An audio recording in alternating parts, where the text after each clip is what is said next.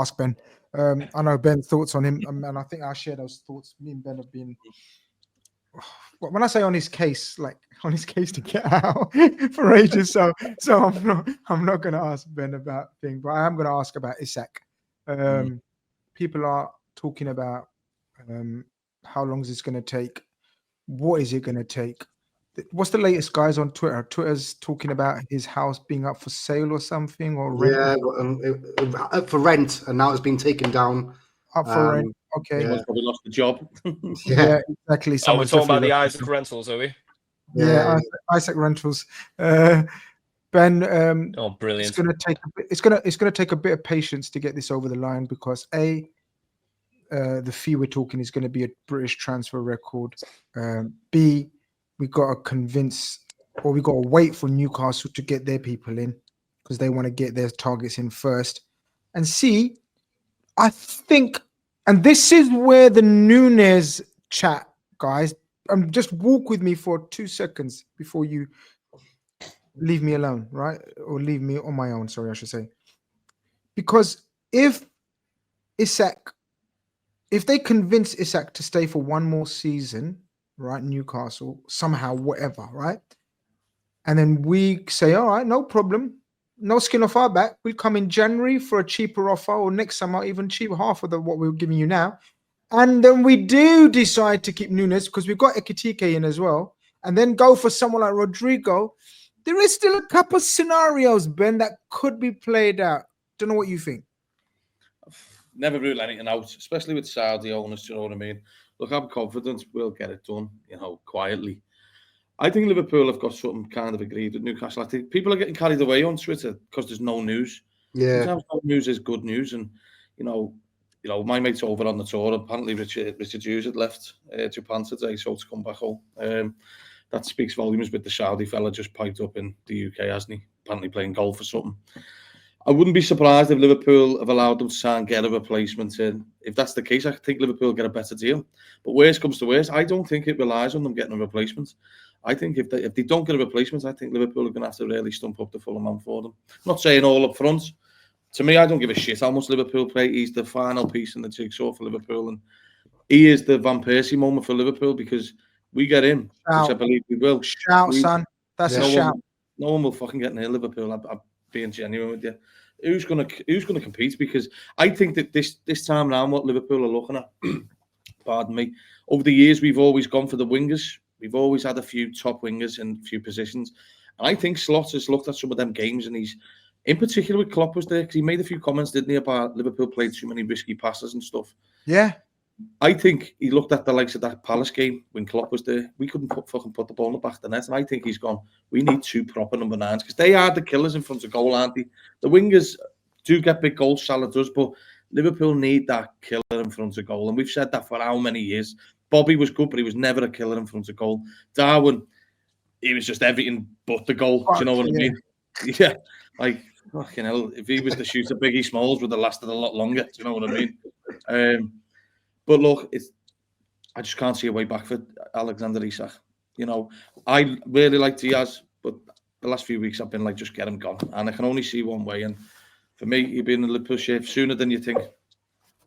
Our resident Elvis Presley lookalike is in the building. Ganto.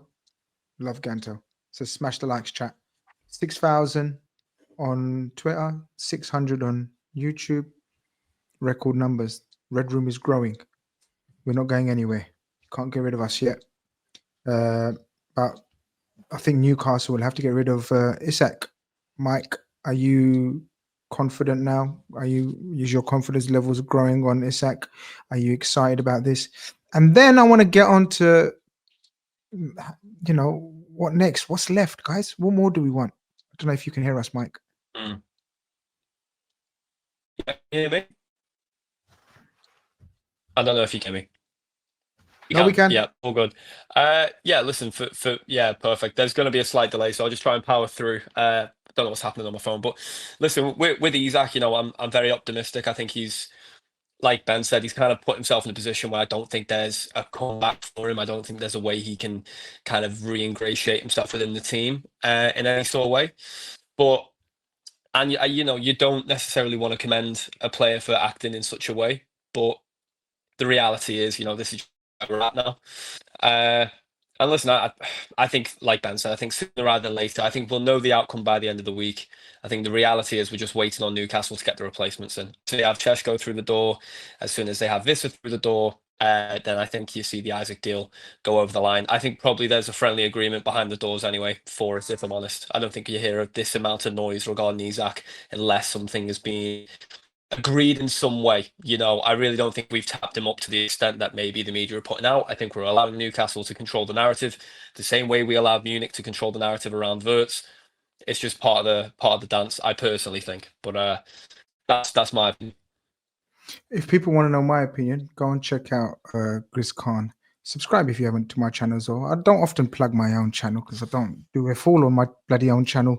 But go and give it a subscribe, give it a follow. I've done a little video where I'm having cereal and talking away with you lot. So I watched that, Grizz. My God. What's up? What's up, man? I thought it was a cool video, man. I watched it as well. You're almost like it. seducing us with your voice and speaking all calmly. It was ASMR of just the milk like, and the cereal. There's levels to this game, cats. There's levels to this games. Scary. But anyway, There's levels to this game. What are we doing next then? Let's all manifest. Defense into the building. Let's all manifest Malik Fofana. Are we worried? Joe Gomez being sent home with an injury. Oh gosh, I love Joe Gomez, but oh gosh, it's frustrating, the situation with Joe Gomez. We're going to end the show with speaking about the defense because, look, it was a friendly, it's a training session, but where are we at with the defensive side of our game, or will it be fine? Are you okay with it, Mo? I'm concerned. I mentioned it early in the group, and I don't want to be a Debbie Downer or bring down the vibes of this wonderful window we're having. But you know, even within my friends group in Wales, they all call me negative Mo, and I'm so negative and all this. But I like to call myself a realist rather than negative. But if we break it down, we've already got 2 actual fit centre backs right now. Yeah. And that's a worry. You know, you have to be worried about that. One of them's 34, and one of them's prone to injury. So as great as they are, number 1 and number 2 centre-backs in the league, we do need to get some cover for them, and that does worry me. Now, I know we don't look into the AC Milan game because we had a left-back playing centre-back. I get that, and I'm not looking into that. I am, however, looking forward to erasing that from my memory and watching the game tomorrow and hopefully having a better outcome. But defence, I think we need to seriously consider that. And the Gahey talk's gone quiet, so that's kind of, I don't know if I'm worried about that or not. Is it, you know, there's been links with this Greek defender as well, and there's other links with other defenders. I just think, I said earlier, did we sell the wrong centre back? Did we get rid of Kwanzaa when we should have got rid of Gomez? Gomez is my boy. I love him to bits, but look, let's be honest. He's made out of glass and he's made out of paper mache. So, you know, he'd be great. His versatility is great. I get it, and I get all of that. I get it. But I'm talking about centre back right now. If something happens to, I'm not even going to put it out there, but if something happens to any of our centre backs, then we're up shit creek, and we really, who's going to come in? You know, we're playing Gravenberg tomorrow at centre back. We're going to play Endo tomorrow at centre back. Are we going to see that in the league? Is that going to last? Is that going to be sustainable? Exactly. So I think we need to dip in this window for a centre back, if not 2. Simon Zeze is someone I like. Obviously, Gahey is the top of everyone's list. So there's people out there. There's Lukeba, you know. There's people out there. It's just whether we will pull the trigger. Zaan, worried about the defensive side of issues. Attack, all looking good. We've revamped it. Wirtz with the creativity. Frimpong and Kirkes on the flanks. Everything looks good. Centre back looks light. Let's not be around the bush. It does look light, especially with the Gomez fragility. Yeah, I think one centre back, even just a competent centre back who can stay fit. And for me, Mark Gahey is that guy. Just because he's homegrown as well, helps with the homegrown quota, especially with a lot of English players leaving us this summer. I think he needs to be the main target, and I think Crystal Palace are willing to sell him. Obviously, there's going to be a bit of negotiation. We don't want to pay too high. He's only got 1 year left on his contract. We can get him for free technically next summer. I've seen that Charlie Cresswell from Toulouse linked. He had a good under-21 tournament. Leone's been linked. He's quite a good youngster, very highly rated in Italy. Richard Hughes has good links in Italy, so I wouldn't be surprised if we're interested in him as well. So I think centre back is definitely on the agenda before the season starts, because there's been too many links to centre backs for us not to be thinking about signing one. So I think once this Alexander Isak deal gets a bit of movement, whether that's just an agreement in principle or just a bit more confidence that he is going to sign, I think straight away that shift is going to be into the centre back, getting one in just before the season starts. Even if it's once the season starts, we know Konate and Van Dijk, hopefully, fingers crossed, will be fit when the season starts. So as long as before the window ends, we get a centre back in, I'll be confident in our defensive situation, because I know it sounds weird, but Slot does trust Gravenberch as centre back. He does. It's mad. He's used him there a few times, and I think especially if we're chasing a game, he's not scared to pull a centre back out, pull Gravenberch into centre back. And with the number of midfielders we have, we're talking about Szoboszlai being on the bench, maybe Curtis Jones maybe being on the bench. He might just like having that extra midfielder on the pitch and allow Gravenberch to have a couple of games as centre back. So as much as it sounds weird, it might not even happen. I do think he sees Gravenberch as an option at the back. Ben, centre back issue is a bit flaky, innit, man? Let's, it is what it is. Should we have got rid of Gomez as well and gone for 2 centre backs early in the window? We might regret not selling Joe? No, I think he'll.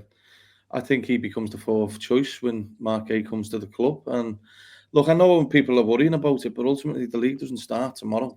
We're playing fucking Yokohama. Do you know what I mean? Let's be real about it. So, like Liverpool in pre-season, you've got to sometimes just disregard the results. Now, a lot of them are there for fitness. So, Liverpool are playing the waiting game. We know that. Do you know what I mean? The longer it goes, the better it is for Liverpool.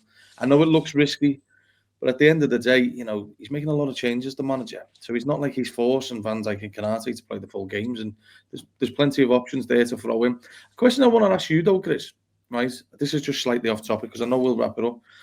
We're talking about Harvey Elliott and stuff. Curtis Jones has got a big season coming up, hasn't he? Yeah. Of course he has. But I think he really likes Curtis Jones, Ben. I think he really likes Curtis Jones. He's Dutch, and Dutch are known for their liking their players who are good on the ball technically. All we hear about technically when it comes to Dutch managers, coaches, ex-players, blah, blah, blah. Curtis Jones has got his faults. We know that. Hold on to the ball too long, decision making, all of that business. I think, and here's a shout, guys. Here's a hot take. I think Curtis Jones will be played in a far deeper role this season. That's just my opinion. If Graf comes back, he'll slot him, won't he? I think Curtis Jones will be played far deeper than he has under Klopp. Sorry. So even Klopp didn't started dropping him deeper and deeper, didn't he? Because I think we will play a lot of games where we play a double pivot, and I think he can play that role. And he's become one of the senior boys. But he splits the fan base, though, doesn't he? He's got a question mark over him this season, though, because he's got to find the minutes. He has to. We're talking of Harvey Elliott, hardly getting minutes. Yeah.